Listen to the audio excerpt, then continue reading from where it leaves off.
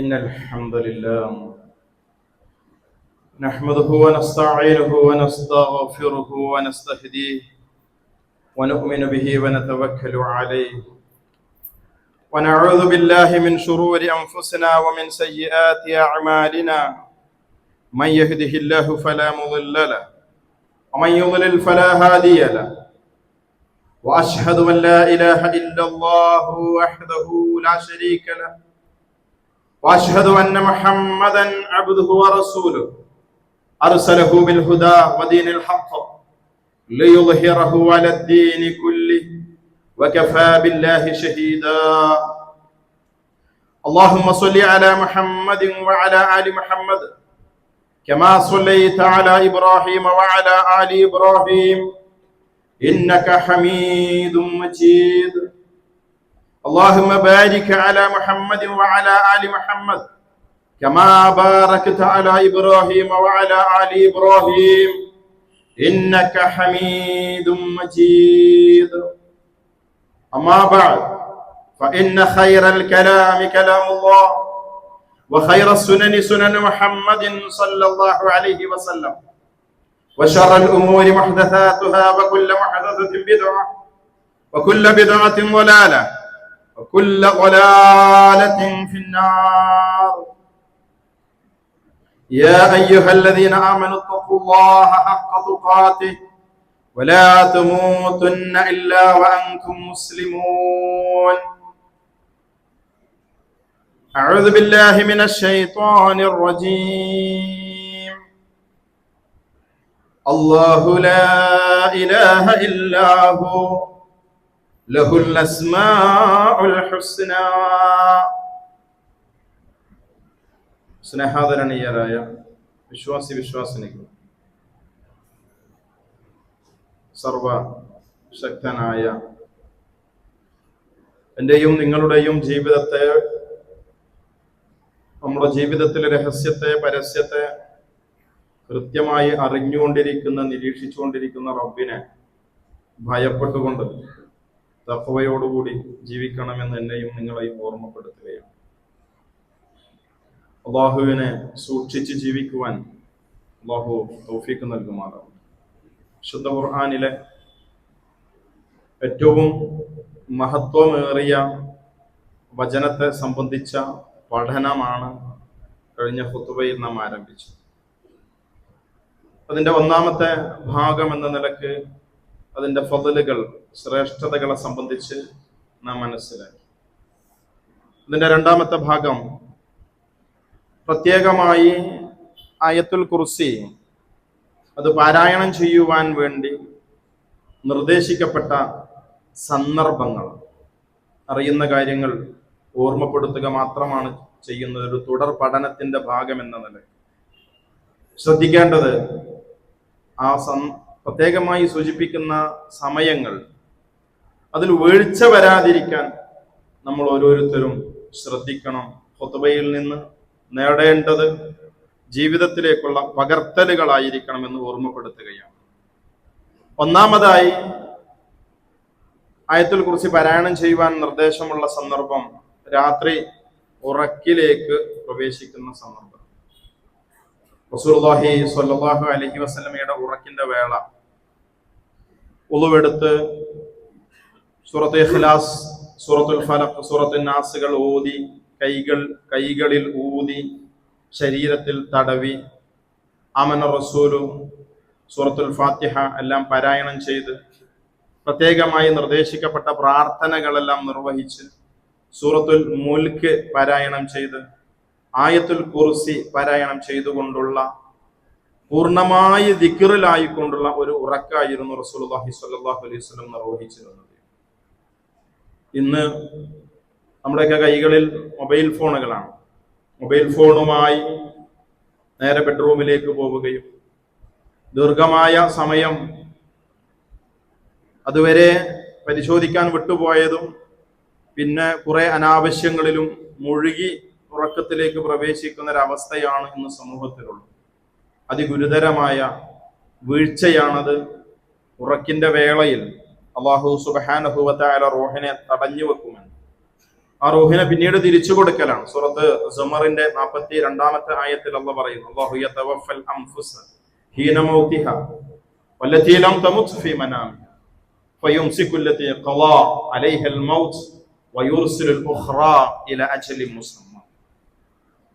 മരണവേളയിൽ അല്ലാഹു റൂഹുകളെ പൂർണ്ണമായി ഏറ്റെടുക്കും.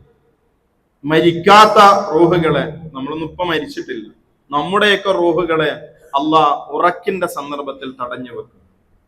വയുർസിലുൽ ഉഖ്റാ ഇലാ അജലിൻ മുസമ്മ. അവധിയെത്താത്തവയെ, തടഞ്ഞു വെച്ചവയിൽ നിന്ന് അവധിയെത്താത്തവയെ അവൻ തിരിച്ചു കൊടുക്കും, അല്ലാത്തവയെ അവിടെ പൂർണ്ണമായിട്ട് ബ്ലോക്ക് ചെയ്യും. ചിന്തിക്കുന്ന ആളുകൾക്ക് ഇതിൽ ദൃഷ്ടാന്തം. ഉറക്കിനെ കുറിച്ച് ആലോചിക്കുന്നവൻ അവന് മരണ സാന്നിധ്യത്തെ കുറിച്ചുള്ള ചിന്തയുണ്ടാകും. അതുകൊണ്ട് തന്നെ ഉറക്കിലേക്ക് പ്രവേശിക്കുന്ന സന്ദർഭത്തെ പൂർണ്ണമായി അദ്കാറുകളിലാക്കിക്കൊണ്ട് റബ്ബിനെ ഓർത്തുകൊണ്ടുള്ള ഒരു പ്രവേശനമായിരിക്കണം ഉറക്കിലേക്ക് എന്ന് സൂചിപ്പിക്കുകയാണ്. കഴിഞ്ഞ ഖുത്ബയിൽ കേൾപ്പിച്ച അബൂ ഹുറൈറ റളിയല്ലാഹു അൻഹു അദ്ദേഹത്തെ സക്കാത്തിന്റെ ചുമതല ഏൽപ്പിക്കപ്പെടുകയും അതിൽ നിന്ന് മോഷ്ടിച്ചെടുക്കുന്നതിന് വേണ്ടി പിശാച് വരികയും ആ പിശാച് അബൂ ഹുറൈറ റളിയല്ലാഹു അൻഹുവിനോട് പറയുകയും ചെയ്തു, ഇദാ അവൈത, ശൈത്താൻ പറഞ്ഞു കൊടുത്താണ്, ഇദാ അവൈത ഇലാ ഫിറാശിക ഫഖറ ആയത്തുൽ കുർസി മിൻ അവ്വലിഹാ ഹത്താ തഖ്തിം അല്ലാഹു ലാ ഇലാഹ ഇല്ലാ ഹുവൽ ഹയ്യുൽ ഖയ്യൂം. നീ ഉറക്കത്തിലേക്ക്, നിന്റെ ഫിറാശിലേക്ക്, വിരിപ്പിലേക്ക് പോകുമ്പോൾ അല്ലാഹു ലാ ഇലാഹ ഇല്ലാ ഹുവൽ ഹയ്യുൽ ഖയ്യൂം എന്ന് തുടങ്ങി അതിന്റെ അവസാനം വരെ പൂർണ്ണമായി നീ ആയത്തുൽ കുർസി പാരായണം ചെയ്യണം. അങ്ങനെ ചെയ്തു കഴിഞ്ഞാൽ ലൻ യസാല അലൈക മിനല്ലാഹി ഹാഫിളുൻ വലാ യഖറബക ശൈത്വാനു ഹത്താ തുസ്ബിഹ്. നേരം വെളുക്കുന്നത് വരെ പിശാച് നിന്നെ ബാധിക്കാതെയുള്ള നിനക്ക് പ്രത്യേകമായ റബ്ബിന്റെ അടുക്കൽ നിന്നുള്ള സംരക്ഷണം ഉണ്ടാവും. പിറ്റേ ദിവസം റസൂലുള്ളാഹി അറിയിച്ച സന്ദർഭത്തിൽ റസൂലുള്ളാഹി പറഞ്ഞ വാചകമാണ് നമുക്കുള്ള തെളിവ്, ഇന്നഹു ഖദ് സദഖക വഹുവ കദൂബൻ. അവൻ കള്ളനാണ്, കദൂബാണ്, അവൻ കളവ് പറയുന്നവനാണ് അവൻ. പക്ഷെ ഇപ്പോൾ നിന്നോട് പറഞ്ഞ വിഷയം അത് സത്യമാകുന്നു എന്നുള്ളതാണ്. അതുകൊണ്ട് തന്നെ റസൂലുള്ളാഹിയുടെ ജീവിതത്തിന്റെ സുന്നത്തിൽപ്പെട്ടതായിരുന്നു, പ്രവാചകന്റെ അംഗീകാരമുള്ള വിഷയമാകുന്നു. ഉറക്കിലേക്ക് പ്രവേശിക്കുന്ന സന്ദർഭത്തിൽ പ്രത്യേകമായി ആയത്തുൽ കുർസി പാരായണം ചെയ്യുക. ഒരിക്കലും അത് ജീവിതത്തിൽ മറന്നു പോകാതിരിക്കാനുള്ള ശ്രദ്ധയുണ്ടാവണമെന്ന് എന്റെ പ്രിയപ്പെട്ട സഹോദരങ്ങളെ ഓർമ്മപ്പെടുത്തുകയാണ്. രണ്ടാമതായും നിർബന്ധമായ 5 നമസ്കാരങ്ങൾ. ഈ 5 നമസ്കാരങ്ങളുടെയും ശേഷം, നമസ്കാരത്തിൽ നിന്ന് വിരമിച്ചതിന് ശേഷം, സലാം വീട്ടിയതിനു ശേഷം നിർദ്ദേശിക്കപ്പെട്ട, പഠിപ്പിക്കപ്പെട്ട അദ്കാറുകൾ, ആ അദ്കാറുകളുടെ കൂട്ടത്തിൽ റസൂലുള്ളാഹി സ്വല്ലല്ലാഹു അലൈഹി വസല്ലം നിർവഹിച്ചിരുന്നതായിരുന്നു. അതുപോലെ തന്നെ റസൂലുള്ളാഹി പറഞ്ഞതുമാണ്. അബൂ ഉമാമത്തുൽ ബാഹിലി റളിയല്ലാഹു അൻഹു പറയുന്നു, മൻ ഖറഅ ആയത്തുൽ കുർസി ദുബ്റ കുല്ലി സ്വലാത്തിൽ മക്തൂബ, എല്ലാ നിർബന്ധമാക്കപ്പെട്ട നമസ്കാരങ്ങളുടെയും ശേഷം ആയത്തുൽ കുർസി ഒരുത്തൻ പാരായണം ചെയ്താൽ ലം യംനഉഹു മിൻ ദുഖൂലിൽ ജന്ന ഇല്ലാ അൻ യമൂത്, മരണമല്ലാതെ അവന് സ്വർഗത്തിലേക്കുള്ള പ്രവേശനത്തിന് മറ്റൊരു തടസ്സമില്ല. അറിയുന്ന കാര്യമാണ്. പക്ഷേ സലാം വീട്ടി ഒരു 3 തവണ അസ്തഗ്ഫിറുല്ലാഹ് എന്ന് പറയാൻ പോലും ക്ഷമയില്ലാതെ ഓടുന്ന ഒരു വലിയ വിഭാഗം ഈ ഉമ്മത്തിന്റെ കൂടെയുണ്ട് എന്ന് ആ ഓടുന്ന ആളുകൾ എന്ന് പ്രത്യേകമായി ശ്രദ്ധിക്കണം എന്ന് മാത്രമാണ് ഈ സന്ദർഭത്തിൽ ഓർമ്മപ്പെടുത്താൻ. വളരെ മഹത്വമേറിയ, ഞാൻ ഇവിടുന്ന് അങ്ങ് ഇറങ്ങിപ്പോയാൽ, ഒരു ബൈക്ക് എടുത്ത് അങ്ങ് പോകുമ്പോൾ ഒരു ആക്സിഡന്റ് സംഭവിച്ച് മരണം സംഭവിച്ചാൽ ആ മരണം മാത്രമാകുന്നു സ്വർഗപ്രവേശനത്തിലേക്കുള്ള ഒരു തടസ്സമായി നിൽക്കുന്നത് എന്ന് പഠിപ്പിക്കപ്പെട്ട ഗൗരവവും പ്രാധാന്യമുള്ള ഒരു വിഷയത്തെ അവഗണിച്ചുകൊണ്ട് നമസ്കാര സ്ഥലത്ത് നിന്ന് എണീറ്റ് ഓടുന്ന ഒരു പ്രവണത എന്റെയോ നിങ്ങളുടെയോ ജീവിതത്തിൽ ഇല്ലാതിരിക്കാനുള്ള ശ്രദ്ധയുണ്ടാവണമെന്ന് എന്റെ സഹോദരങ്ങളോട് ഓർമ്മപ്പെടുത്തുകയാണ്. മൂന്നാമതായി, രാവിലെയും വൈകുന്നേരവും പ്രത്യേകമായ ചില ദിക്റുകൾ പഠിപ്പിക്കപ്പെട്ടിട്ടുണ്ട്. ആ ദിക്റുകൾക്ക് അദ്കാറുസ് സ്വബാഹ്, അദ്കാറുൽ മസാ എന്ന് പറയും. അദ്കാറുസ് സ്വബാഹ് അത് നിർവഹിക്കേണ്ട സമയം സുബഹി നമസ്കാരം കഴിഞ്ഞ് സൂര്യോദയത്തിന് മുൻപാണ്. സൂര്യൻ ഉദിക്കുന്നതിന് മുൻപ് ഒരു 10 മിനിറ്റ് ചെലവഴിക്കപ്പെടേണ്ട 15ഓളം വരുന്ന വ്യത്യസ്തങ്ങളായ അദ്കാറുകൾ. ആ അദ്കാറുകളുടെ കൂട്ടത്തിൽ പഠിപ്പിക്കപ്പെട്ടതാണ് ആയത്തുൽ കുർസി. അതോടൊപ്പം തന്നെ അദ്കാറുൽ മസാ, അസ്ർ നമസ്കാരത്തിന് ശേഷം സൂര്യാസ്തമയത്തിന് മുൻപായി, മഗ്രിബ് ബാങ്ക് വിളിക്കുന്നതിന്റെ മുൻപായി നിർവഹിക്കപ്പെടേണ്ട ദിക്റുകൾ അദ്കാറുൽ മസാ, രണ്ടും ഏകദേശം ഒരേ ലഫ്ളുകൾ തന്നെയാണ്. ഏതാനും ചില ഒന്നോ രണ്ടോ ദിക്റുകളിൽ മാത്രമാണ് വ്യത്യാസമുള്ളത്. ശീലമില്ലാത്ത ആളുകളുണ്ടാവും. ആ ശീലമില്ലാത്ത ആളുകൾ അത് അതേപോലെ പ്രിന്റ് ചെയ്ത പുസ്തകങ്ങൾ കിട്ടും, ചെറിയ പാംഫ്ലെറ്റുകൾ, പോക്കറ്റിൽ മടക്കി വെക്കാൻ പറ്റും. പള്ളിയിൽ സുബഹിസ്കാരം കഴിഞ്ഞ ഫ്രീ ആണ്. ഏത് പണിക്ക് പോകുന്നവനും പണിക്ക് പോകുന്ന സമയം 7:30, 8, 8:30 മണി, 10 മിനിറ്റ് 15 മിനിറ്റ് കൊണ്ട് നിർവഹിക്കാവുന്ന തന്റെ ജീവിതത്തിന് മുഴുവൻ വൈകുന്നേരം വരെ സംരക്ഷണവും കാവലുമായിക്കൊണ്ട് ആ കൂട്ടത്തിൽപ്പെട്ടതാണ് ബിസ്മില്ലാഹില്ലദീ ലാ യദുറു മഅസ്മിഹി ഷൈഉൻ ഫിൽ അർളി വലാ ഫിസ് സമാ. അല്ലാഹുവിന്റെ ഇസ്മിന്റെ കൂടെ ആകാശഭൂമികളിൽ എവിടെയും ഒരു ദുരന്തം ഉണ്ടാവില്ല. ബിസ്മില്ല ഉണ്ടാവണം കൂടെ എന്ന്. വീട്ടിൽ നിന്ന് ഇറങ്ങുമ്പോഴും പള്ളിയിലേക്ക് കയറുമ്പോഴും പള്ളിയിൽ നിന്ന് പുറത്തിറങ്ങുമ്പോഴും അത്തരത്തിലുള്ള വളരെ പ്രാധാന്യം അർഹിക്കുന്ന നിരവധി അദ്കാറുകൾ, ദുആകൾ ഉൾപ്പെടുന്നതാണ് അദ്കാറു സ്വബാഹും മസാഹും. ആ കൂട്ടത്തിൽ പഠിപ്പിക്കപ്പെട്ടതാണ്, പാരായണം ചെയ്യപ്പെടേണ്ടതാണ് ആയത്തുൽ കുർസിയെ. ദിവസം 5 നേരം 5 തവണ, ഉറക്കത്തിലേക്ക് പോകുമ്പോൾ 6ാമത്തെ തവണ, അദ്കാറു സ്വബാഹിൽ 1, അദ്കാറുൽ മസായിൽ 1, 6ഉം 2ഉം 8 തവണ. പിന്നെ ഫാത്തിഹയൊക്കെ 17 തവണ ആവർത്തിച്ച് നമ്മൾ പാരായണം ചെയ്യുന്ന ആളുകളാണ്. ആ രൂപത്തിൽ അതിന്റെ ഗൗരവത്തെ മനസ്സിലാക്കുകയും അത് മുഖേനയുള്ള നേട്ടങ്ങളെ ഉൾക്കൊള്ളുകയും ചെയ്യുമ്പോൾ മാത്രമേ ഇത്തരം കാര്യങ്ങളിലൊക്കെ ശ്രദ്ധ പുലർത്താൻ നമുക്ക് സാധിക്കുകയുള്ളൂ എന്ന് നാം മനസ്സിലാക്കുക. അതുപോലെ ഈ ഹദീസ്, ഈ വിഷയവുമായി ബന്ധപ്പെട്ടുകൊണ്ട് നേരത്തെ സൂചിപ്പിച്ച അബൂ ഹുറൈറ റളിയല്ലാഹു അൻഹുമായി ബന്ധപ്പെട്ട സംഭവം, ആ സംഭവത്തിൽ പിശാചിന്റെ വാചകങ്ങളായിക്കൊണ്ട് പറയപ്പെടുന്ന വാചകങ്ങളിൽ, ഹദീസുകളിൽ വ്യത്യസ്തങ്ങളായ പദപ്രയോഗങ്ങൾ കാണാൻ സാധിക്കും. ഒരു ഹദീസിൽ കാണാം,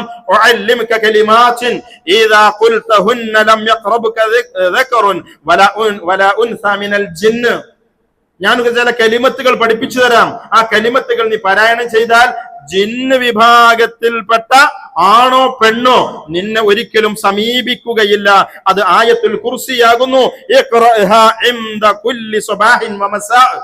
ഓരോ സബാഹിലും ഓരോ മസായിലും അത് നീ പാരായണം ചെയ്യണം എന്ന് പറയപ്പെടുകയും ആ വിവരം റസൂലുള്ളാഹിയിലേക്ക് അറിയിക്കപ്പെടുകയും റസൂലുള്ള പറഞ്ഞു, അവമാ അലിംത അന്നഹു കദാലിക, അവൻ പറഞ്ഞതുപോലെ തന്നെയാണ് കാര്യങ്ങളെന്ന്.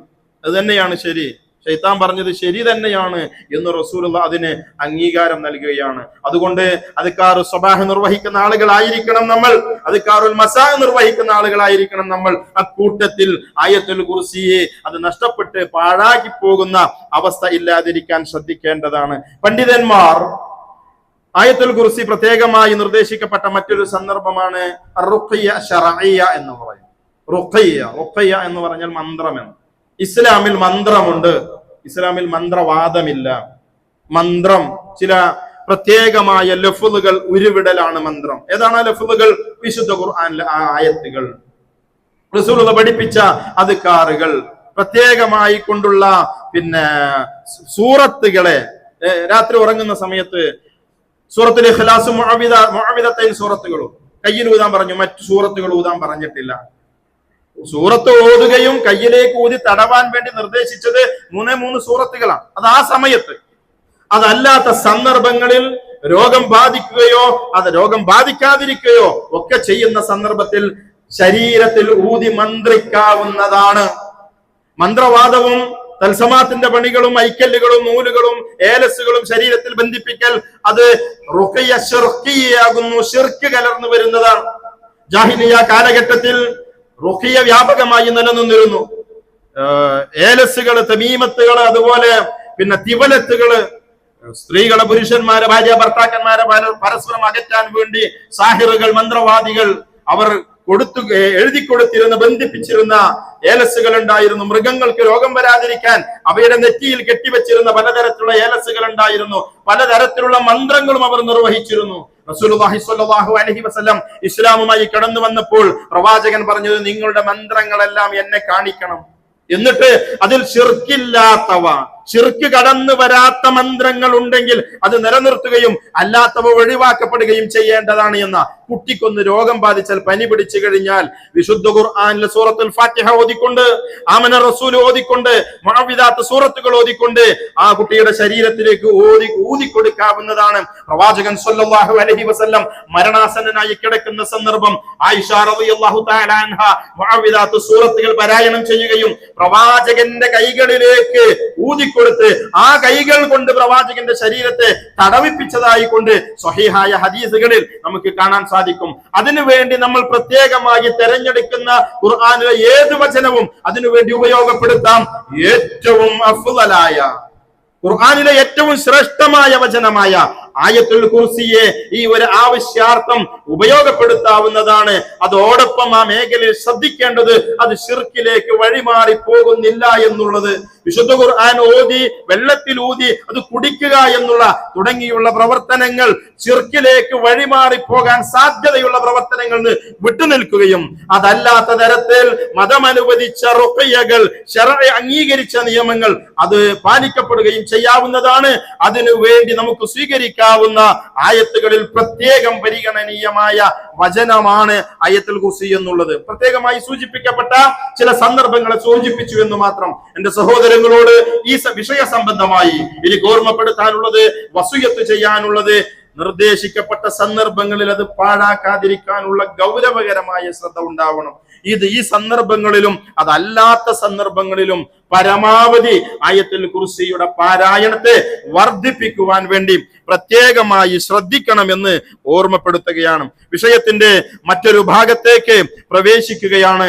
ആയത്തുൽ കുർസി, അതിന്റെ വിശാലത, അത് അല്ലാഹു സുബ്ഹാനഹു വ തആലയുടെ അസ്മാഇകളെ, അല്ലാഹുവിന്റെ സിഫത്തുകളെ പൂർണ്ണമായി ഉൾക്കൊള്ളുന്നതാണ്. എന്താണ് ആ ആയത്തിന്റെ പ്രത്യേകത? പടച്ചതമ്പുരാന്റെ ഇസ്മുൽ അഅ്ലം ഉൾപ്പെടെയുള്ള ഒരുപാട് നാമങ്ങൾ, അല്ലാഹുവിന്റെ നാമങ്ങൾ, അള്ളാഹുവിന്റെ സിഫത്തുകൾ, അള്ളാഹുവിന്റെ അർശുമായി ബന്ധപ്പെട്ട പരാമർശം തുടങ്ങി റബ്ബിന്റെ അഫ്ആലുകളെ, റബ്ബിന്റെ സിഫാത്തുകളെ, റബ്ബിന്റെ അസ്മാഇകളെ ബോധ്യപ്പെടുത്തുന്ന ഒരു വചനമാണ് ആയത്തുൽ കുർസി എന്നുള്ളത്. അതിന്റെ ചില അടിസ്ഥാന തത്വങ്ങൾ മാത്രം ഈ സന്ദർഭത്തിൽ നിങ്ങളെ കേൾപ്പിക്കാം. ഒന്ന്, അല്ലാഹു സുബ്ഹാനഹു വ തആലക്ക് അസ്മാഉകൾ ഉണ്ട്. അസ്മാ, പേരുകളാണ്. പേര് നമുക്കുണ്ട്, നമുക്കൊക്കെ പേരുണ്ട്. അള്ളാഹുവിനും പേരുണ്ട്. നമ്മുടെ പേരും അള്ളാഹുവിന്റെ പേരും തമ്മിലുള്ള വ്യത്യാസം, നമ്മുടെ പേര് നമ്മെ തിരിച്ചറിയാൻ, ആൾക്കൂട്ടത്തിൽ നിന്ന് നമ്മെ തിരിച്ചറിയാനുള്ള ഒരു ഐഡന്റിഫിക്കേഷൻ കോഡ് മാത്രമാണ്. അള്ളാഹുവിന്റെ നാമങ്ങൾ എന്ന് പറയുന്നത് അള്ളാഹുവിനെ പൂർണ്ണമായി അറിയുവാനുള്ളതാണ്. ഒരു വ്യക്തി ഹമീദ്, സ്തുത്യർഹൻ എന്നൊരു വ്യക്തിക്ക് പേരിട്ടാൽ ഹമീദ് ആരാന്ന് തിരിച്ചറിയാൻ മാത്രമേ പറ്റുള്ളൂ. പക്ഷെ ഓൻ ഒരുവിധ തരത്തിലുള്ള സ്തുതിക്കും അവൻ അർഹനായിക്കൊള്ളണം എന്നില്ല. ജമീല എന്ന് പേരിടുന്ന ഒരു സ്ത്രീ, ജമീലയെ മനസ്സിലാക്കാം, പക്ഷെ ജമാലത്ത് ചിലപ്പോ ആ വഴിക്ക് പോയിട്ടുണ്ടായിക്കൊള്ളുന്നില്ല, കാണാൻ ഒരു ഭംഗിയും മുഞ്ചും ഉണ്ടായിക്കൊള്ളുന്നില്ല. ഒരു ആളെ തിരിച്ചറിയാനുള്ള അടയാളം മാത്രം. അള്ളാഹുവിന്റെ മുഴുവൻ അസ്മാഉകളും അത് കമാലിയാകുന്നു, അത് ജമാലിയാകുന്നു, അത് പൂർണ്ണമാകുന്നു, അത് മഹത്വമുടയതാകുന്നു. ആരാണ് അള്ളാഹ്? നമ്മൾ ആരും അള്ളാഹിനെ കണ്ടിട്ടില്ല, ആരും കണ്ടിട്ടില്ല. എങ്ങനെ അള്ളാഹിനെ അറിയാം? അള്ളാഹുവിനെ അറിയാനുള്ള ഒരേ ഒരു മാർഗം എന്ന് പറയുന്നത് അവന്റെ അസ്മാഉകളെ വിശാലമായി അറിയുക എന്നുള്ളതാണ്. ആ അള്ളാഹുവിന്റെ മുഴുവൻ അസ്മാഉകളും അവന്റെ പൂർണ്ണതയെ, അവന്റെ മഹത്വത്തിന്റെ പൂർണ്ണതയെ അറിയിക്കുന്നതാണ്. ആ അള്ളാഹുവിന്റെ അസ്മാഉകൾ മുഴുവൻ അത് ഏറ്റവും ഉത്തമമായതാകുന്നു. പേരിൽ ഒരു മോശം, ചില പേരുകളൊക്കെ റസൂലുള്ളാഹി തിരുത്തിയിട്ടുണ്ട്. താൻ വിവാഹം കഴിച്ച ഭാര്യമാരിൽ ചില പേരുകൾ റസൂലുള്ളാഹി തിരുത്തിയിട്ടുണ്ട്. അവര് വരുമ്പോ അവരുടെ മുൻഭർത്താക്കന്മാരിൽ നിന്ന് അവർക്കുണ്ടായിരുന്ന കുട്ടികൾ, ആ കുട്ടികളിൽ ചില ആളുകളുടെ പേരുകൾ റസൂലുള്ളാഹി തിരുത്തിയിട്ടുണ്ട്. തന്നെ കാണാൻ വരുന്ന ഒരുപാട് ഗോത്ര സംഘങ്ങൾ അവരുമായി പരിചയപ്പെടും. എന്താ പേര് എന്ന് ചോദിച്ചു കഴിഞ്ഞാൽ പേര് പറയുമ്പോ ഇനി മുതൽ അങ്ങനെയല്ല ഇങ്ങനെയാണ് എന്ന് പറഞ്ഞ് റസൂലുള്ളാഹി തിരുത്തിയിട്ടുണ്ട്. പേരിന് പണ്ട് കാലത്ത് ജാഹിലിയത്തിലുണ്ടായിരുന്ന ഒരു സ്വഭാവം, സ്വന്തം മക്കൾക്ക് പേരിടുമ്പോ നല്ല കടുപ്പുള്ള പേരാണ് ഇടുക. സിംഹം, പിന്നെ വലിയ കറുത്ത വലിയ വണ്ട്, കാരണം പേര് കേട്ടാൽ തന്നെ അപ്പുറത്തെ ഗോത്രക്കാരൻ ഞെട്ടണം എന്നാണ്. അങ്ങനത്തെ ഒരു കാഴ്ചപ്പാടുണ്ടായിരുന്നു. അടിമകൾക്കൊക്കെ ഒരു നല്ല സൗമ്യതയുള്ള ബിലാല്, റബാഹ് എന്നൊക്കെ പറഞ്ഞ കേൾക്കാനും സുഖം, നല്ല മാധുര്യമുള്ള പേരിടും.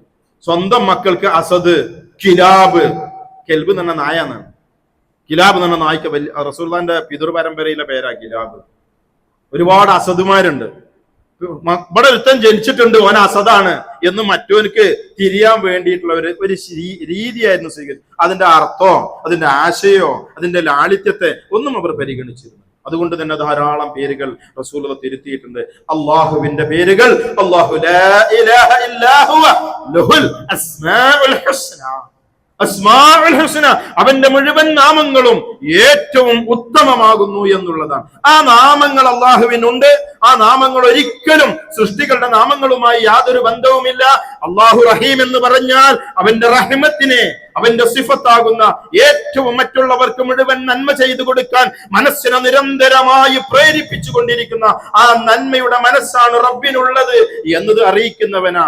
അള്ളാഹ് റഹ്മാനാണെന്ന് കേട്ടാൽ റബ്ബിനെ വിളിക്കണം, യാ റഹ്മാൻ റഹംനി എന്ന് പറയാൻ ഒരു വിശ്വാസിക്ക് പ്രചോദനമാകേണ്ടതുണ്ട്. അത് നാമങ്ങൾ അറിയുമ്പോഴേ സാധിക്കുകയുള്ളൂ. എന്താണ് നാമങ്ങളോട് നമ്മൾ വെച്ചു പുലർത്തേണ്ട നിലപാട്? റസൂലുള്ളാഹി സ്വല്ലല്ലാഹു അലൈഹി വസല്ലം പറഞ്ഞിട്ടുണ്ട്, ഇന്നലില്ലാഹി 99 ഇസ്മ, അല്ലാഹുവിന് 99 നാമങ്ങളുണ്ട്. 99 മാത്രമല്ല, 99 നാമങ്ങൾ മാത്രമേ അള്ളാഹുവിനുള്ളൂ എന്നല്ല പറഞ്ഞത്, മറിച്ച് അള്ളാഹുവിന് 99 നാമങ്ങളുണ്ട്. മറ്റു ഹദീസിൽ കാണാം, അള്ളാഹുവേ നീ പഠിപ്പിച്ചു തന്ന നാമങ്ങൾ കൊണ്ടും നീ പഠിപ്പിച്ചു തരാതെ നിന്റെ ലൗഹുൽ മഹ്ഫൂദിൽ രേഖപ്പെടുത്തിയ നാമങ്ങൾ കൊണ്ട് ഞാൻ നിന്നോട് ചോദിക്കുന്നുവെന്ന്. അപ്പോൾ എത്ര അള്ളാഹുവിന്റെ നാമങ്ങളുടെ എണ്ണം എത്ര? അല്ലാഹു അഅലം, അറിയുകയില്ല. റസൂലുള്ളാഹിക്ക് പഠിപ്പിച്ചു കൊടുത്തതുണ്ട്, വിശുദ്ധ ഖുർആൻ രേഖപ്പെടുത്തിയതുണ്ട്, മുൻകാല വേദഗ്രന്ഥങ്ങൾ രേഖപ്പെടുത്തിയതുണ്ട്.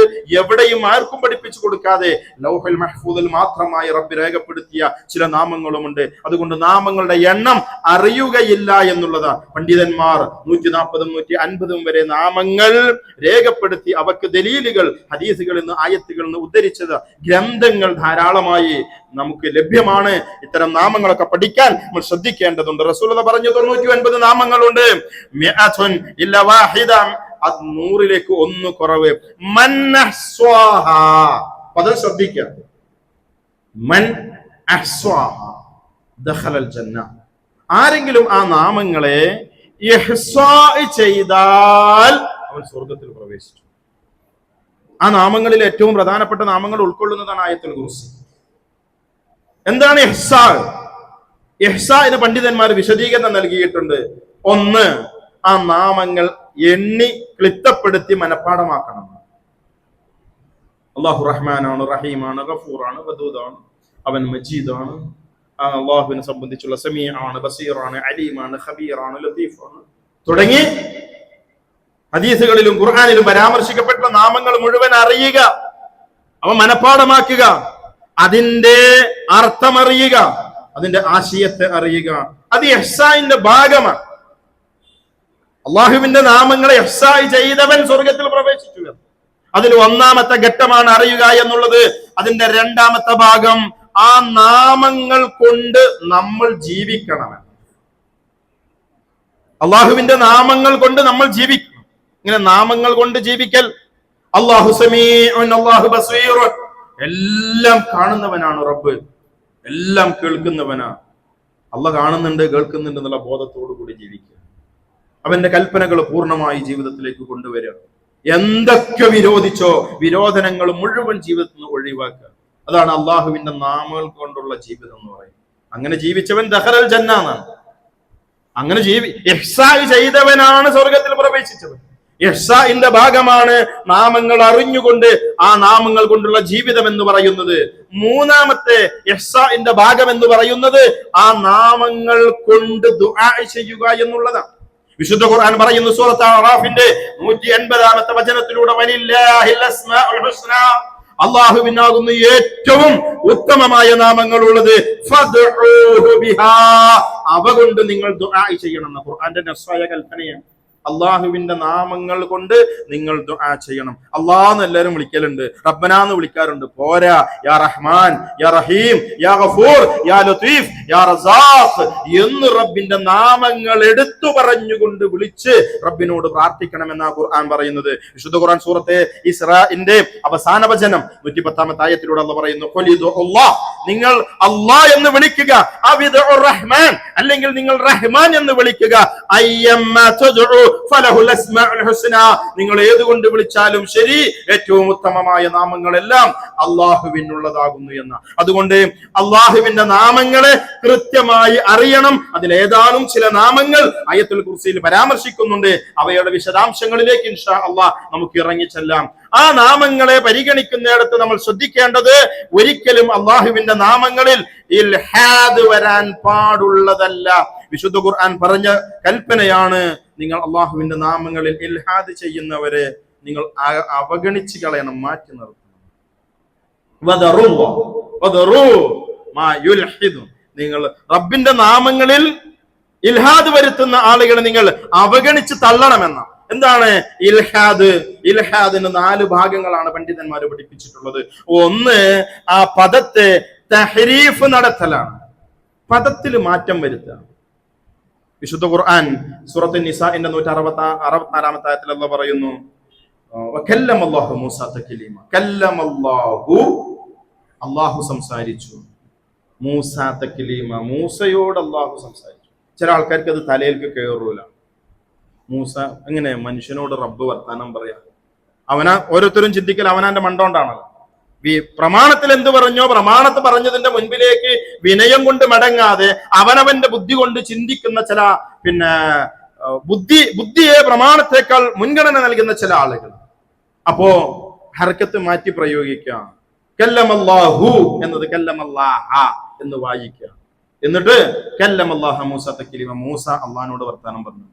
പറയാലോ, നമ്മളെല്ലാവരും അള്ളാഹിനോട് വർത്താനം പറയും. നിസ്കാരത്തിൽ നമ്മൾ ഓരോ ദുആയും ദിക്റുകളും ചോദ്യങ്ങളും ഒക്കെ റബ്ബിനോടുള്ള സംസാരം, മുനാജാത്ത്, റബ്ബിനോടുള്ള സംസാരം. ഈ രൂപത്തിൽ പദങ്ങളിൽ മാറ്റം വരുത്തുക, അതിന്റെ ആശയങ്ങളിൽ മാറ്റം വരുത്തുക, അതിന്റെ വ്യാഖ്യാനങ്ങളിൽ മാറ്റം വരുത്തുക. അല്ലാഹു സുബ്ഹാനഹു വ തആല ആകാശത്തിന് ഒന്നാം ആകാശത്തേക്ക് ഇറങ്ങി വരും. റബ്ബിന്റെ ഫിഅലാണ്, അള്ളാഹുവിന്റെ പ്രവർത്തനാണ്. റബ്ബ് ഇറങ്ങുന്നില്ല, മറിച്ച് അള്ളാഹിന്റെ ഖുദ്റത്താണ് ഇറങ്ങുക. അള്ളാഹുവിന്റെ നുസ്റത്ത്, അവന്റെ സഹായമാണ് ഇറങ്ങുക. അള്ളാഹുവിന്റെ റഹ്മത്ത്, അവന്റെ കാരുണ്യമാണ് ഇറങ്ങുക എന്ന് പറഞ്ഞുകൊണ്ട് അള്ളാഹുവിന്റെ നുസൂലിനെ വേദഗ്രന്ഥത്തിലൂടെ പഠിപ്പിക്കപ്പെട്ട, പ്രമാണത്തിലൂടെ പഠിപ്പിക്കപ്പെട്ട, വളരെ കൃത്യമായ സ്വഹീഹായ ഹദീസുകളിൽ പരാമർശിക്കപ്പെട്ട അള്ളാഹുവിന്റെ നുസൂലിനെ അതിനെ തഹരീഫ് ചെയ്യുന്ന, വ്യാഖ്യാനിക്കുന്ന ആളുകൾ ഒരിക്കലും തന്നെ പദത്തെ മാറ്റി പ്രയോഗിക്കാൻ പാടുള്ളതല്ല. അതുപോലെ തന്നെ തഅ്തീൽ എന്ന് പറയും. തഅ്തീൽ നിഷേധമാണ്. അള്ളാഹുവിന്റെ ഇസ്മുകളെ നിഷേധിക്കുക. അള്ളാഹു റഹ്മാനാണ്, റഹീമാണ്. പണ്ട് റസൂലുള്ളാഹി സ്വല്ലല്ലാഹു അലൈഹി വസല്ലം ഹിജ്റയുടെ 6-ാമത്തെ കൊല്ലം ഉംറ ചെയ്യാൻ വേണ്ടി പോകുമ്പോ ഹുദൈബിയയിൽ വെച്ച് തടഞ്ഞു. മുശ്രിക്കുകൾ തടഞ്ഞു, മക്കത്തേക്ക് പ്രവേശിക്കാൻ സമ്മതിച്ചില്ല. അവരവിടെ വെച്ച് ഒരു അഗ്രിമെന്റിലെത്തി, ഈ കൊല്ലം എന്ത് ചെയ്യാൻ പാടില്ല, ഉംറ ചെയ്യാൻ പാടില്ല, അടുത്ത വർഷം വന്നോളിന്ന്, തിരിച്ചു പോകണമെന്ന്. അവര് തമ്മിലുണ്ടാക്കിയ ഒരു അഗ്രിമെന്റ് ഉണ്ട്. ആ അഗ്രിമെന്റിന്റെ തുടക്ക ഭാഗത്ത് റസൂലുള്ളാഹി സ്വല്ലല്ലാഹു അലൈഹി വസല്ലം എഴുതി ബിസ്മില്ലാഹിർ റഹ്മാനിർ റഹീം, അലി റളിയല്ലാഹു അൻഹു കൊണ്ട് എഴുതിപ്പിച്ചു. എന്താ മുശ്രിക്കീങ്ങൾ പറഞ്ഞത്? ബിസ്മിക അല്ലാഹുമ്മ എന്ന് എഴുതിക്കോ, റഹ്മാനുർ റഹീമും വെട്ടിക്കോന്ന്. ഞങ്ങൾക്ക് അതിൽ വിശ്വാസമല്ല. അള്ളാഹുവിൽ വിശ്വാസമുണ്ട് മക്കത്തെ മുശ്രിക്കുകൾക്ക്. അവർ അള്ളാഹിനെ വിളിക്കുന്ന ആളുകളാണ്. അവര് ഇഖ്ലാസോടുകൂടി വിളിച്ചിരുന്നു. കടലിൽ യാത്ര ചെയ്യുമ്പോൾ കുടുങ്ങുന്ന സമയത്ത് അവർ ഹജ്ജ് ചെയ്തിരുന്നു, അവർ ഉംറ ചെയ്തിരുന്നു, അവർ തവാഫ് ചെയ്തിരുന്നു. പക്ഷേ ഈ ഒരു അഗ്രിമെന്റിന്റെ ഘട്ടം വന്നപ്പോൾ റഹ്മാനും റഹീമും അവർ നിഷേധിക്കുന്ന, അതിനാണ് തഅ്തീൽ എന്ന് പറയാം. അള്ളാഹുവിന്റെ ഏതെങ്കിലും ഒരു ഇസ്മിനെ, അള്ളാഹുവിന്റെ ഏതെങ്കിലും ഒരു സിഫത്തിനെ, അള്ളാഹുവിന്റെ ഏതെങ്കിലും ഒരു ഫിഅലിനെ നിഷേധിക്കുവാൻ പാടുള്ളതല്ല. അള്ളാഹു ഒന്നാം ആകാശത്തേക്ക് ഇറങ്ങി വരുന്ന പറയുമ്പോൾ പരിഹസിക്കുന്ന ആളുകൾ, മുജാഹിദുകളുടെ അള്ളാഹ്, സലഫികളുടെ അള്ളാഹ്, അത് ഇങ്ങനെ കേറി ഇറങ്ങുകയൊക്കെ ചെയ്യുന്നത് എന്റെ വിശ്വാസമില്ലാത്തതുകൊണ്ടാണ്. മുഅ്തസിലിയ വിശ്വാസമാണ്. ഇസ്ലാമിൽ നിന്ന് പുറത്തുപോയ പൂർവികമായ കുറെ സംഘങ്ങളുണ്ട്. ഖവാരിജികളെ പോലെ, മുഅ്തസിലിയാക്കളെ പോലെ, ജർമിയാക്കളെയും ജബിരിയാക്കളെയും ജഹ്മിയാക്കളെയൊക്കെ പോലെ ഉണ്ടായിരുന്ന പഴയ ആളുകൾ ഈ അള്ളാഹുവിന്റെ സിഫത്തുകളിൽ, അള്ളാഹുവിന്റെ അസ്മാഇകളിൽ, അള്ളാഹുവിന്റെ തൗഹീദിലൊക്കെ ഒരുപാട് വ്യതിയാനങ്ങൾ സംഭവിച്ച വിഭാഗം, അതിൽ വലിയൊരു വിഭാഗത്തിന് അബദ്ധം സംഭവിച്ചത് റബ്ബിന്റെ ഇസ്മുകളെ നിഷേധിക്കുന്ന ആളുകളായി കൊണ്ടായിരുന്നു. അല്ലാഹു ലാ ഇലാഹ ഇല്ലാഹു അൽ ഹയ്യുൽ ഖയ്യൂം എന്ന് പറഞ്ഞ് തുടങ്ങുമ്പോൾ ആദ്യത്തെ വേർഡ് അല്ലാഹ്, അത് അല്ലാഹുവിന്റെ ഇസ്മ. അൽ ഹയ്യ് അല്ലാഹുവിന്റെ ഇസ്മാണ്, അൽ ഖയ്യൂം അല്ലാഹുവിന്റെ ഒരു നാമമാണ്. ഈ നാമങ്ങളെ, അതിന്റെ ആശയങ്ങളെ ഒരിക്കലും നിഷേധിക്കുവാൻ പാടുള്ളതല്ല. മൂന്നാമതായി ഇൽഹാദിന്റെ, വഴിതെറ്റലിന്റെ മേഖല, അത് തക്യീഫിന്റേതാണ്. കൈഫിയത്ത്, രൂപം പറയുക എന്നുള്ളത്. അള്ളാഹുവിന്റെ ഇസ്മിന്, അള്ളാഹുവിന്റെ ഫിഅലിന്, സിഫത്തിന് രൂപം പറയാൻ പാടുള്ളതല്ല. അർ-റഹ്മാൻ അലൽ അർശി ഇസ്തവ, പരമകാരുണികൻ അവന്റെ അർശിൽ ഇസ്തിവാ ചെയ്തിരിക്കുന്നു. എങ്ങനെ ഇരുന്നത്? ആ ഇരുന്നതിന്റെ രൂപം എന്താ? അല്ലാഹു അഅലം. അള്ളാഹു പഠിപ്പിച്ചു തന്നിട്ടില്ല. അള്ളാഹു പഠിപ്പിച്ചു തന്നിട്ടില്ല. അള്ളാഹു പഠിപ്പിച്ചു തരാത്തത് നമ്മൾ വ്യാഖ്യാനിക്കാനോ ചിന്തിക്കാനോ പാടില്ല. അള്ളാഹുവിന് അറിയാനുള്ള മാർഗമാണ് അള്ളാഹുവിന്റെ ഇസ്മുകൾ. ആ ഇസ്മുകളെ കുറിച്ച് വേദഗ്രന്ഥം എന്തു പറഞ്ഞു തന്നത് സ്വീകരിക്കുക എന്നതിന്റെ അപ്പുറത്തേക്ക് നമ്മുടെ ബുദ്ധി കൊണ്ട് ചിന്തിച്ചാൽ അള്ളാഹുവിന്റെ ഇസ്മുകളുടെ, ഫിഅലുകളുടെ, സിഫത്തുകളുടെ കൈഫിയത്തിനെ സംബന്ധിച്ച് നമുക്ക് ചിന്തിച്ചാൽ എത്താൻ സാധിക്കുകയില്ല. അതുകൊണ്ടാണ് ഇമാം ദാരിൽ ഹിജ്റ മാലിക് ബിൻ അനസ് റഹിമഹുല്ലാഹ്, അദ്ദേഹം മദീനത്തെ മസ്ജിദുൻ നബവിയിൽ ദർസ് എടുത്തുകൊണ്ടിരിക്കെ സദസ്സിൽ നിന്ന് ഒരാളുടെ ഒരു ചോദ്യം, അർ-റഹ്മാനു അലൽ അർശി ഇസ്തവ കൈഫ ഇസ്തവ, അല്ലാഹു റഹ്മാൻ അവന്റെ അർശിൽ ഇസ്തിവാ ചെയ്തു എന്നാണല്ലോ പ്രമാണം. കൈഫ ഇസ്തവ, എങ്ങനെയാണ് ഇസ്തിവാ ചെയ്തത്? അദ്ദേഹത്തിന് മറുപടിയില്ല. റസൂലുള്ളാഹി അഖീദ പഠിപ്പിച്ചു കൊടുത്തിട്ടുണ്ട് സഹാബികൾക്ക്. റസൂലുള്ളാഹിനോട് സഹാബത്താരും അത്തരം ഒരു ചോദ്യം ചോദിച്ചിട്ടില്ല. അദ്ദേഹം കുറെ നേരം എന്തു മറുപടി പറയണം എന്ന് ആലോചിച്ച് മൗനിയായിരുന്നു. അവസാനം അദ്ദേഹം പറയുകയുണ്ടായി, ചോദ്യം ചോദിച്ച വ്യക്തിയോട്, അൽ-ഇസ്തിവാഉ മഅലൂമുൻ, അൽ-ഇസ്തിവാഉ മഅറൂഫുൻ, അല്ലാഹു ഇസ്തിവാ ചെയ്തു എന്നത് അറിയപ്പെടുന്ന വിഷയമാണ്, പ്രമാണങ്ങളിൽ നിന്ന് പഠിപ്പിക്കപ്പെട്ട വിഷയമാണ്. വൽ കൈഫിയത്തു മജ്ഹൂലുൻ, അതിന്റെ രൂപം എങ്ങനെയെന്ന് അറിയപ്പെടാത്തത്, പഠിപ്പിച്ചു തന്നിട്ടില്ല. വൽ ഈമാനു ബിഹി വാജിബുൻ, അല്ലാഹു അവന്റെ അർശിൽ ഇസ്തിവാ ചെയ്തു എന്നത് വിശ്വസിക്കൽ വാജിബാകുന്നു. വസ്സുആലു അൻഹു ബിദ്അത്തുൻ, അതെങ്ങനെയെന്ന് ചോദിക്കൽ ബിദ്അത്താകുന്നു. മതത്തിൽ പുതിയൊരു ഏർപ്പാടാണ്.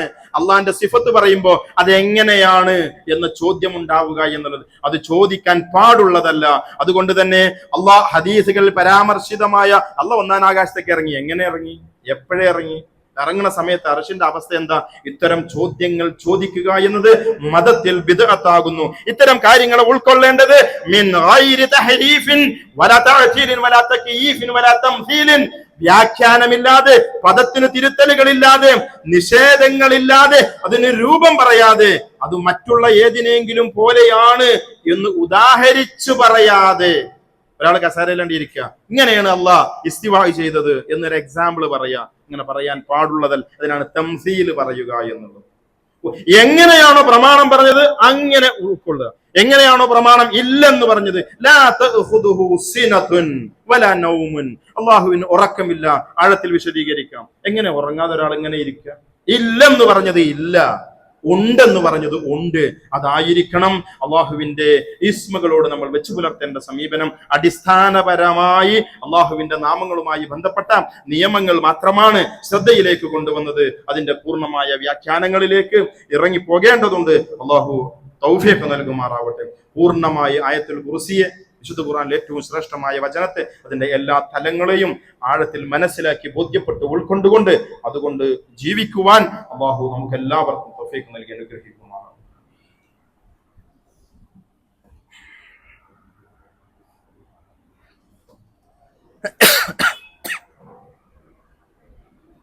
അൽഹംദുലില്ലാഹ് ഹംദൻ കസീറൻ ത്വയ്യിബൻ മുബാറകൻ ഫീഹി والصلاة والسلام الأتمان الأكملان خاتم الأنبياء والمرسلين محمد آله وصحبه أجمعين. പ്രിയമുള്ള സഹോദരന്മാരെ, അല്ലാഹുവെ സൂക്ഷിച്ച് തഖ്വയോടുകൂടി ജീവിക്കണമെന്ന് ഒരിക്കൽ കൂടി എന്നെയും നിങ്ങളെയും ഓർമ്മപ്പെടുത്തുന്നു. ഇസ്ലാം മറ്റുള്ളവരുടെ നന്മ അത് സ്വയം ആഗ്രഹിക്കുന്ന ആളുകളായി വളരണം എന്ന് കാഴ്ചപ്പാടുള്ള മതമാണ്. ഞാൻ എപ്പോഴും ആഗ്രഹിക്കേണ്ടത് മറ്റുള്ളവരുടെ നന്മയെക്കുറിച്ച്. മറ്റുള്ളവർ, ഞാനല്ലാത്ത ഇതരർ, ഒരു നിലക്കുമുള്ള പ്രയാസങ്ങളിൽ ഏർപ്പെടാതിരിക്കാനുള്ള ഒരുപാട് സംവിധാനങ്ങൾ ഇസ്ലാം ചെയ്തു. അതിൽപ്പെട്ടതാണ് സക്കാത്ത്, അതിൽപ്പെട്ടതാണ് ഇതര ദാനധർമ്മങ്ങൾ, ജാരിയായ സ്വതക്കകൾ, കടം കൊടുത്ത് സഹായിക്കൽ തുടങ്ങിയിട്ടുള്ള ഒരുപാട് വിശാലമായ മേഖലയുണ്ട്. ആ കൂട്ടത്തിൽ പെട്ടതാണ് വഖഫ് എന്ന് പറയുന്നത്. ഇന്ന് ഇപ്പോഴും അല്പം മുമ്പൊക്കെ നമ്മുടെ സാമൂഹികമായ സാഹചര്യം ആ വിഷയത്തെ സംബന്ധിച്ച് ചർച്ച ചെയ്തുകൊണ്ടിരിക്കും.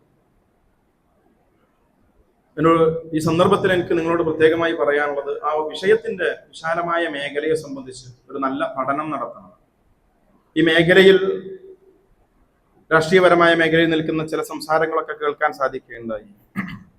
വഖഫ് ആ 4 അക്ഷരത്തിന്റെ നട്ടെല്ലൊടിക്കുന്ന ഒരാൾ പറഞ്ഞു. അത് അറബി പദമാണ്, ഒരു 3 അക്ഷരമേ ഉള്ളൂ. ഇംഗ്ലീഷിൽ എഴുതുമ്പോൾ 4 എന്ന് പറഞ്ഞു. അറബി ഭാഷയിലുള്ള ഒരു വേർഡാണ് വഖഫ്. എന്താണ് വഖഫ് എന്ന് ചോദിച്ചാൽ, വസ്തുവിന്റെ ഉടമസ്ഥാവകാശത്തെ തന്നിൽ നിലനിർത്തി അതിന്റെ മൻഫഅത്തിനെ മറ്റുള്ളവർക്ക് വേണ്ടിയുള്ള ഉദ്ദേശം വെക്കലാണ് വഖഫ് എന്ന് പറയുന്നത്. ഓണർ മാറൂല. ഒരാൾക്ക് 10 ഷട്ടർ റൂം ഉണ്ട്. ആ 10 ഷട്ടർ റൂം ഒരു വ്യക്തിന്റെ ടൗണില്, അതിന്റെ ഓണർഷിപ്പ് അയാളുടെ അടുത്ത് തന്നെ, വാക്കിഫിന്റെ അടുത്ത് തന്നെ. അതിന്റെ ഒരുപാട് ഹുക്മുകളുണ്ട് പഠിച്ചു വെക്കേണ്ടത്. അതിൽ ഒരു ഷട്ടർ റൂമിന്റെ വാടക, അതിന്റെ മൻഫഅത്ത്, അതിന്റെ ഉപകാരം, അതെല്ലാ മാസവും കിട്ടുന്ന വാടക പള്ളിയിലേക്കാകുന്നു, അല്ലെങ്കിൽ മദ്രസയിലേക്കാകുന്നു, അല്ലെങ്കിൽ അനാഥശാലയിലേക്കാകുന്നു, അല്ലെങ്കിൽ ഒരു ഹോസ്പിറ്റലിൽ ചികിത്സക്ക് വരുന്ന ദരിദ്രർക്കുള്ളതാകും. വഖഫ് എന്ന് കേൾക്കുമ്പോഴേക്കിന് മതമായിട്ട് ബന്ധപ്പെടുത്തേണ്ടതില്ല. ഹോസ്പിറ്റലിൽ ചികിത്സക്ക് ആരാ വരിക? മുസ്ലിങ്ങൾ മാത്രമേ വരുള്ളൂ. ആര് വന്ന് ഒരു വഖഫ് ചെയ്യുന്നവൻ എന്താണോ അവന്റെ ഉദ്ദേശം, ഒരു അമുസ്ലിം സഹോദരന് വേണ്ടി വഖഫ് ചെയ്യാവുന്നത്. തന്റെ സമ്പത്ത്, ആ സമ്പത്തിനെ എങ്ങനെ നിലനിർത്തിയിട്ട്, ഒരാൾക്ക് 25 തെങ്ങുള്ള ഒരു തോട്ടമുണ്ട്. അതിൽ ഒരു തെങ്ങിന്ന് വെട്ടുന്ന തേങ്ങ അത് അപ്പുറത്ത് തൊട്ട വേലിക്ക് താമസിക്കുന്ന ഹിന്ദുവോ ക്രിസ്ത്യാനിയോ ദീനില്ലോനോ ഇല്ലാത്തവനോ ആരാവട്ടെ, ഒരു മിസ്കിൻ, അത് അവന് വേണ്ടി വഖഫ് ചെയ്ത് നിലനിർത്തുക. തോട്ടം തന്നെ. ഇതാണ് വഖഫ് എന്ന് പറയുന്നത്. വഖഫ് അത് എത്രമാത്രം വിശാലമായി നിലനിൽക്കുന്നു അത്രമാത്രം ഈ സമൂഹത്തിന്റെ സാമൂഹികമായ പുരോഗതിയും ദാരിദ്ര്യവും ഇല്ലായ്മ. ഒരു കാലഘട്ടം ഉണ്ടായിരുന്നു, അങ്ങാടിയിലൂടെ മേഞ്ഞു നടക്കുന്ന ജീവജാലങ്ങൾക്ക് ഭക്ഷണം കൊടുക്കാൻ വേണ്ടി തന്റെ സമ്പത്ത് വഖഫ് ചെയ്തിരുന്ന ആളുകൾ ഉണ്ടായിരുന്ന ഒരു കാലം. ആർക്കാ നേട്ടം? നേട്ടം സർക്കാരിനാണ്. സർക്കാർ അതിന്റെ ഭക്ഷണത്തെ കുറിച്ച് സർക്കാർ ആലോചിക്കേണ്ടതില്ല. ഒരു വ്യക്തിയുടെ വ്യക്തി സമ്പത്തിൽ നിന്ന് വഖഫ് മുഖേന ആ കാര്യം നടന്നു പോകും. ഹോസ്പിറ്റലിൽ ചികിത്സയിൽ അഡ്മിറ്റായി കിടക്കുന്ന പേഷ്യന്റ്, ആ പേഷ്യന്റ് അടുത്ത് 2 ആളെങ്ങനെ നിർത്തിയിട്ടുണ്ട്. അവരിങ്ങനെ സംസാരിക്കുക. ആ രോഗി, അയാൾക്ക് വലിയ കാര്യമായ പ്രശ്നമൊന്നുമില്ല, രോഗമൊക്കെ വളരെ പെട്ടെന്ന് സുഖപ്പെടും എന്നിങ്ങനെ അയാളെ ഒരു മോട്ടിവേഷൻ കൊടുക്കാൻ, കൗൺസിലിംഗ് കൊടുക്കാൻ വേണ്ടിയിട്ട് ആ 2 ആളുടെ ശമ്പളം വഖഫ് ചെയ്ത ചരിത്രങ്ങൾ കാണാം. വഖഫിന്റെ ചരിത്രം വായിക്കുന്നതാണ്. അപ്പോൾ മതപരമായി പള്ളിക്ക് ഭൂമി കൊടുക്കുക, അതാണ് വഖഫ്. പള്ളിയുടെ എണ്ണം കൂടുക, അത് മുഖേന ചില സാമുദായിക പ്രശ്നങ്ങളൊക്കെ സമൂഹത്തിൽ ഉണ്ടാകും എന്നൊക്കെ തെറ്റിദ്ധരിച്ചു പോയിട്ടുണ്ടെങ്കിൽ ആ ധാരണകളൊക്കെ പൂർണ്ണമായി തിരുത്തപ്പെടേണ്ടതാണ്. പള്ളിക്കോ മദ്രസക്കോ വിദ്യാഭ്യാസ സ്ഥാപനങ്ങൾക്കോ ഹോസ്പിറ്റലുകൾക്കോ ദരിദ്രർക്കോ ഹൈന്ദവനോ ക്രൈസ്തവനോ ആർക്കു വേണ്ടിയും ഒരു വ്യക്തിക്ക് തന്റെ സമ്പത്തിനെ വഖഫ് ചെയ്യാം. ഇന്ത്യ രാജ്യത്ത് നിലനിൽക്കുന്ന ചില പ്രശ്നങ്ങളുണ്ട്. സ്വാതന്ത്ര്യത്തിനു മുൻപ് വഖഫ് ചെയ്യപ്പെട്ട ചില വസ്തുവകകൾ ചില വ്യക്തികളുടെ നിയന്ത്രണത്തിലും അതിന്റെ മൻഫഅത്ത് അവരെടുത്തുകൊണ്ടിരിക്കുകയും ചെയ്യുന്ന അവസ്ഥ. അതിന് നിയന്ത്രണം വരുത്തുന്നതിന് വേണ്ടിയാണ് വഖഫ് ബോർഡ് സംവിധാനം ഉണ്ടായത്. ആ വഖഫ് ബോർഡ് സംവിധാനങ്ങളെ നമ്മുടെ രാജ്യത്തെ പൊതുസമ്പത്ത് ആളുകൾ തിന്നുന്നത് പോലെ, പച്ചക്ക് പറഞ്ഞാൽ റോഡ് പണിക്ക് വേണ്ടി കോൺട്രാക്ടിന് ഒരു 10 കോടി രൂപയുടെ എസ്റ്റിമേറ്റ് ഉണ്ടായാൽ 10 കോടി രൂപ റോഡിൽ ഇറങ്ങൂല എന്നുള്ളത് എനിക്കും നിങ്ങൾക്കും അറിയുന്ന അവസ്ഥ. അത് കോൺട്രാക്ട് എടുത്തവൻ അവന്റെ ലാഭം ഉണ്ടാവും. അത് ബില്ല് പാസ്സാക്കി കൊടുക്കുന്ന എഞ്ചിനീയറും സെക്രട്ടറിമാരും വാർഡ് കൗൺസിലർമാരും മെമ്പർമാരും MLA-മാരും എല്ലാവരും അനർഹമായത് തിന്നുന്നൊരു നാട്ടിലാണ് നമ്മൾ ജീവിക്കുന്നത്. സ്വാഭാവികമായും വഖഫ് സ്വത്ത് കൈകാര്യം ചെയ്യുന്ന ആളുകൾ തിന്നുന്ന ഒരവസ്ഥ ഉണ്ടായിരുന്നു. സൂചിപ്പിക്കുവാനുള്ളത്, വഖഫ് പ്രോപ്പർട്ടികൾ അത് സംരക്ഷിക്കുക എന്നത്, ആളുകൾ മരിച്ചുപോയാൽ അയാളുടെ ഓണർഷിപ്പ് അയാളുടെ മക്കൾ ചിലപ്പോൾ ശ്രദ്ധിച്ചില്ലെന്ന് വരാം, ചിലപ്പോൾ മക്കൾ ഉണ്ടായില്ലെന്ന് വരാം. ഒരു സാമൂഹികമായ ബാധ്യതയാണ് ഇവ സംരക്ഷിക്കുക എന്നത്. ഇത് പ്രതിഫലം ജാരിയായ ഒരു സ്വതക്കയാണ്. ഖിയാമത്ത് അയാളുടെ മീസാനിലേക്ക് പ്രതിഫലം വരുന്നതിന് വേണ്ടി അയാൾ ചെയ്ത പ്രവർത്തനം അത് നിലനിർത്തി കൊടുക്കേണ്ടതുണ്ട്. അതുകൊണ്ട് തന്നെ അവ നഷ്ടപ്പെട്ടു പോകരുത്. ഒരിക്കലും വഖഫല്ലാത്ത വസ്തുവകകളെ സംബന്ധിച്ച് അത് വഖഫ് പ്രോപ്പർട്ടിയാണ് എന്ന് പറയുന്നൊരവസ്ഥയുണ്ടാവും. അത് നമ്മൾ ശ്രദ്ധിക്കേണ്ടത്.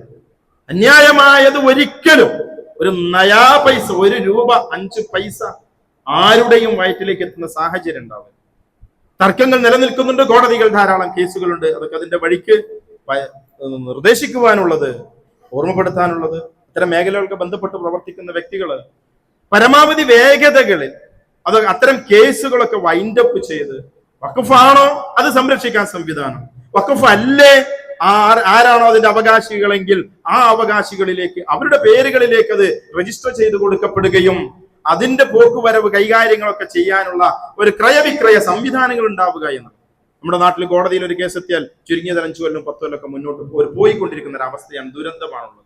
പക്ഷെ ഇന്ന് നിലനിൽക്കുന്ന വഖഫ് നിയമത്തെ ചില ഭേദഗതികൾ 2 ആഴ്ച മുൻപ് പാർലമെന്റിൽ നിയമം വരികയും വഖഫ് ബോർഡുകളിലേക്ക് ഈ പ്രോപ്പർട്ടികൾ കൈകാര്യം ചെയ്യാനുള്ള കമ്മിറ്റികളിലേക്ക് മുസ്ലിങ്ങളല്ലാത്ത ഗവൺമെന്റ് സംവിധാനങ്ങളിലുള്ള കളക്ടർമാരും അതുപോലെയുള്ള ആളുകളെ ഉൾപ്പെടുത്തിക്കൊണ്ടുള്ള ഒരു അമെൻഡ്മെന്റ് നിലവിൽ വന്നിട്ടുണ്ട്. ഒരിക്കലും ആ സംവിധാനത്തോട് യോജിക്കാൻ കഴിയുന്നതല്ല. രാജ്യത്ത് മുസ്ലിങ്ങൾ അവർ പറയുന്ന ചില ന്യായങ്ങളുണ്ട്. ഇന്നലെ കേന്ദ്ര ആഭ്യന്തരമന്ത്രി ഒരു മീഡിയക്ക് നൽകിയ ദീർഘമായ ഒരു ഇന്റർവ്യൂവിൽ അദ്ദേഹം പറഞ്ഞത് 1500ഓളം വരുന്ന ഹൈന്ദവ ക്ഷേത്രങ്ങൾ ഇവിടെ മുഗൾ രാജാക്കന്മാരെ പോലെയുള്ള മുസ്ലിം രാജാക്കന്മാരുടെ ഭരണം നടത്തുന്ന കാലത്ത് വഖഫായി ദാനം ചെയ്തു. അമ്പലങ്ങളുടെ ക്ഷേത്രങ്ങളുടെ പ്രോപ്പർട്ടി ഇതൊക്കെ 100 കൊല്ലം 200 കൊല്ലം 500 കൊല്ലം 1000 കൊല്ലം ഒക്കെ സംഭവിച്ചു പോയ കാര്യം. സംഭവിച്ചിട്ടുണ്ടോ ഇല്ലേ അല്ലാഹു അഅലം. ഇത്തരത്തിലുള്ള പ്രശ്നങ്ങളെ സമൂഹത്തിലേക്ക് വലിച്ചിഴക്കപ്പെടുകയും സമൂഹത്തിൽ ഛിദ്രതയുണ്ടാക്കാനുള്ള ശ്രമങ്ങൾ ഭരണകൂടത്തിന്റെ ഭാഗത്ത് നിന്ന് ആസൂത്രിതമായി നടക്കുകയും ചെയ്യുമ്പോൾ ജനാധിപത്യ സംവിധാനത്തിന്റെ ഉള്ളിൽ നിന്നുകൊണ്ട് പ്രതിഷേധിക്കുവാനുള്ള നിയതമായ മാർഗങ്ങളെ ഉപയോഗപ്പെടുത്തിക്കൊണ്ട് പ്രതിഷേധിക്കാൻ നമ്മൾ സന്നദ്ധരാവണം. അതിന്റെ പ്രവർത്തനങ്ങൾ നമ്മൾ മുൻഗണനയിൽ ഉണ്ടാവണം. ഒരിക്കലും തന്നെ നമ്മുടെ പ്രതിഷേധങ്ങൾ അത് ജനാധിപത്യ സംവിധാനത്തിന്റെ പുറത്തേക്കും രാജ്യത്തിന്റെ നിയമത്തിന്റെ പുറത്തേക്കും വഴിമാറാൻ പാടുള്ളതല്ല.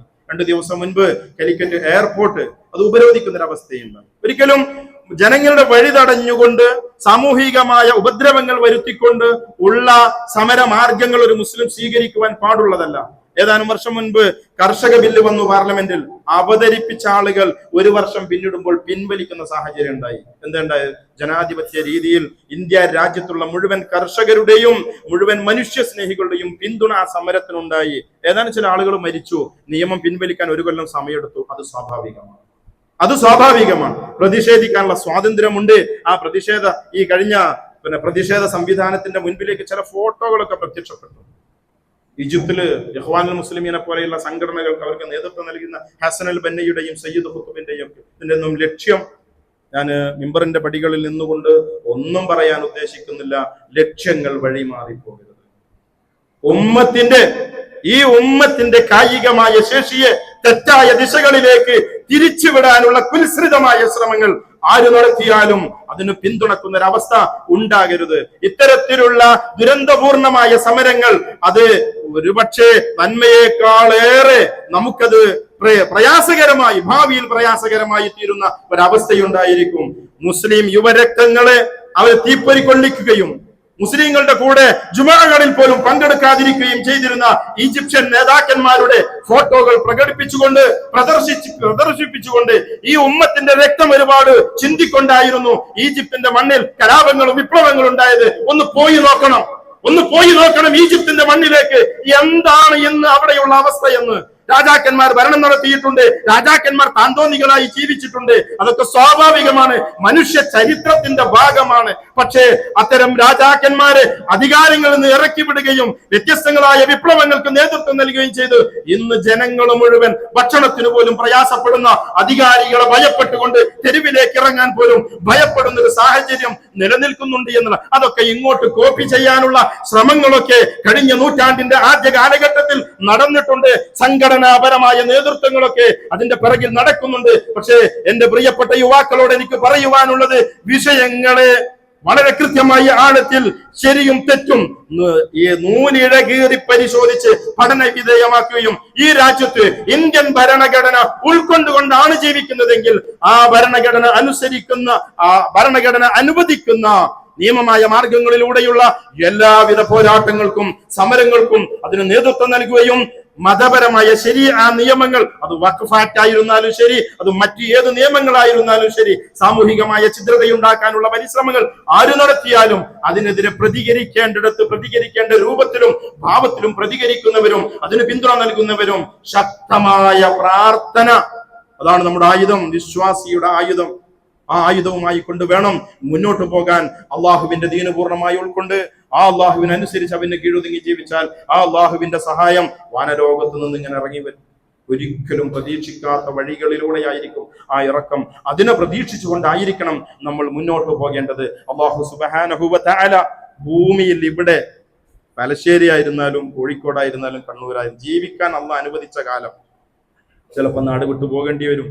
ഹിജ്റയൊക്കെ ഇസ്ലാമിന്റെ ചരിത്രത്തിൽ എവിടെ ജീവിക്കുകയാണെങ്കിലും ഖുർആനും സുന്നത്തും അനുസരിച്ച് ജീവിക്കാൻ, ഈമാനോടുകൂടി മരിക്കാൻ അള്ളാഹു തൗഫീഖ് നൽകുന്നതാണ്.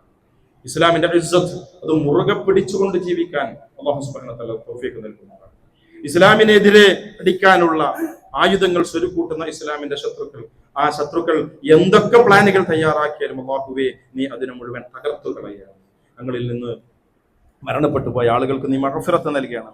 ഞങ്ങളിൽ നിന്ന് രോഗികളായി കിടക്കുന്ന ആൾ, പള്ളിയുടെ കമ്മിറ്റിയുമായി ബന്ധപ്പെട്ട് പ്രവർത്തിക്കുന്ന ഫൈസൽ ഖാൻ, അദ്ദേഹത്തിന്റെ ജ്യേഷ്ഠൻ ഒരു സ്ട്രോക്ക് ബാധിച്ച് ഒരു മേജർ സർജറിക്ക് വേണ്ടി വിധേയനാകാൻ വേണ്ടി പോവുകയാണ്. ഒരുപാട് ആളുകളുണ്ട് രോഗികളായി പ്രയാസം അനുഭവിക്കുന്ന എല്ലാവർക്കും അല്ലാഹുവേ നീ ശിഫായിനെ പ്രദാനം ചെയ്യണം.